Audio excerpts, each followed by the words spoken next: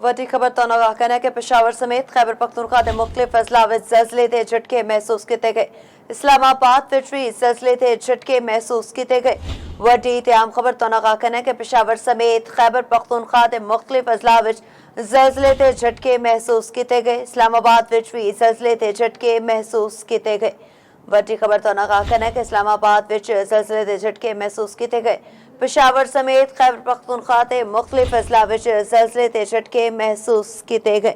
इस्लामाबाद विच भी ज़लज़ले के झटके महसूस किए गए। पेशावर समेत खैबर पख्तूनख्वा के मुख्तलिफ अजला विच भी ज़लज़ले के झटके महसूस किए गए। वड्डी खबर तो आगाह करने कि इस्लामाबाद विच भी ज़लज़ले के झटके महसूस किए गए। पेशावर समेत खैबर पख्तूनख्वा विच भी ज़लज़ले के झटके महसूस किए गए। वड्डी ते अहम खबर तो आगाह करने कि मुख्तलिफ अजला विच ज़लज़ले के झटके महसूस किए गए हैं। इस्लामाबाद ते आले दवाले भी ज़लज़ले के झटके महसूस किए गए।